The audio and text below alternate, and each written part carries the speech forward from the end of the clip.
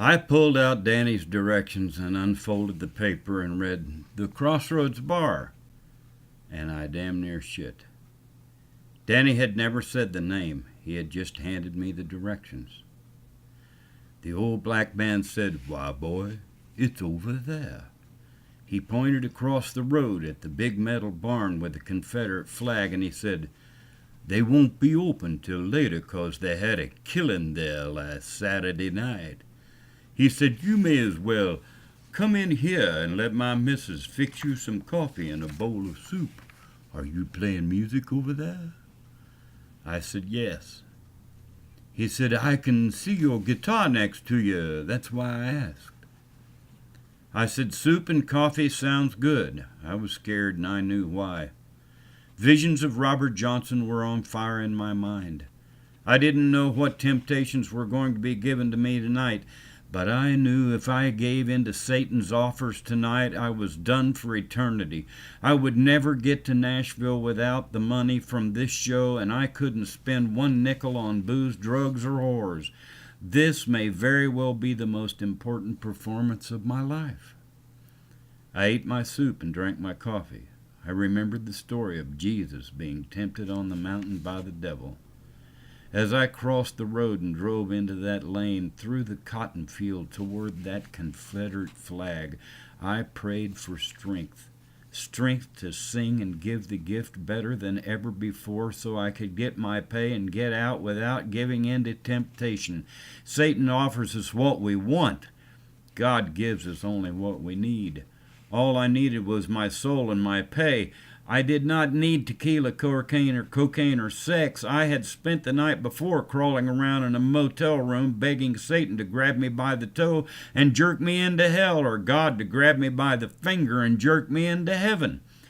I had been so out of control the night before in Virginia Beach that I had only wanted to die. I had lived. Now I was at the crossroads.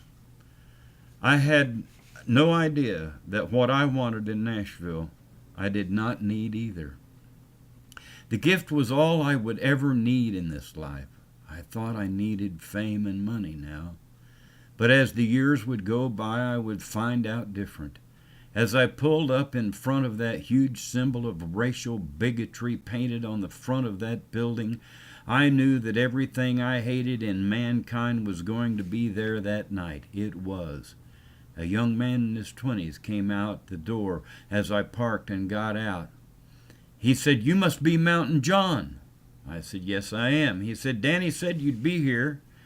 I said, "What's that old bus for out there in the field?" He said, "That's where we keep the whores and the cocaine." I said, "Really?"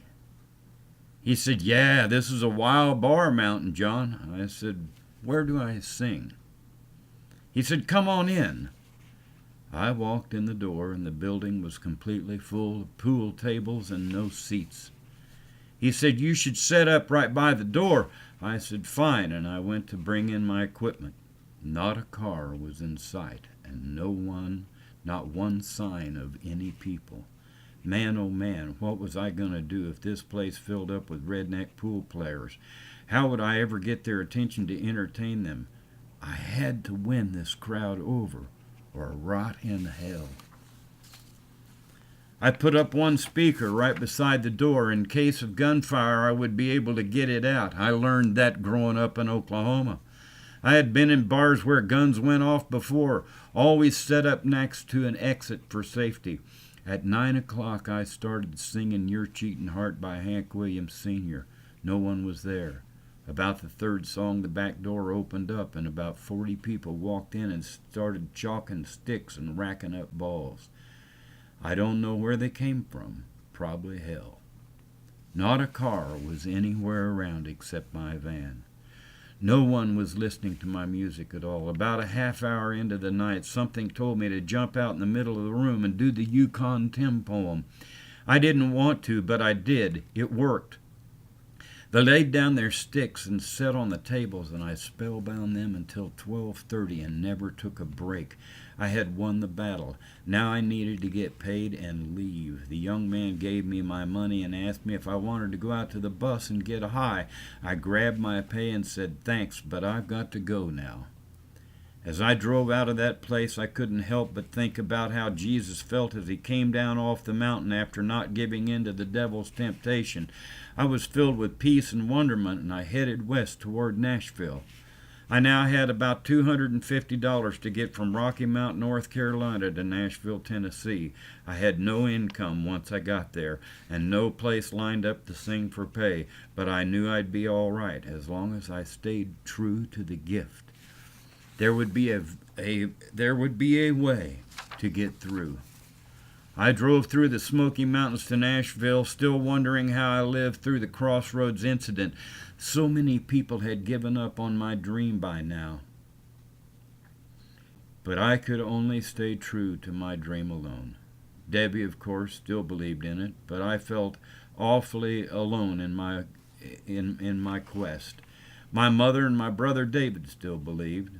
I wouldn't quit now. Every day was like starting over at the beginning, broke, full of fear, and a dream that reached down into eternity. I have always said that living this way is like living in total darkness. 1 foot forward and then shift your weight to make sure your footing is sound and secure. If you fall, roll and then start over. The only other choice is to lay down and die. Where will I eat? Where will I sleep? Where will I bathe? And who will I meet? I pulled into Nashville to John's home. John was glad to see me, and I was glad to get there. He had a big modern house not far from Music Row, 16th Avenue. I had agreed to help him demo his publishing company's songs for a free room in his house. He would record one of my songs for free if I recorded a few of his for free. At the end of the year, I would have several of my songs finished with full production, and he would have his songs sung by me with full production. In the meantime, I would have to find places to sing for money to eat and drink and smoke cigarettes and buy gas. I figured 1 year I would be either have a major deal or I would be back out on the road. Either way, I would know about the music industry and how it works. Not only would I have a better understanding of the Nashville scene, but I would have a chance to hear the history of country music from a man who spent his entire life in the mainstream of country music. My life and my dream would go on whether I made it in Nashville or not. Dreams are funny things to survive and live with. It's like being Indiana Jones. On one hand, you must be prepared to go at the drop of a hat. Anywhere you're called to go from Maine to Spain and Rome to Nome. And on the other hand, you must always keep your self-respect and appearance and belief in your own self-worth in running order at all times, day and night. It's hard, but there is a rhythm to it. After the first 10 years, you begin to find your timing. The hardest part of it all is to maintain enough health and strength to be able to function at any moment for a good performance. Believe me when I say it's almost impossible. But if your gift is important enough to your soul and spirit, you will find a way to constantly maintain your energy.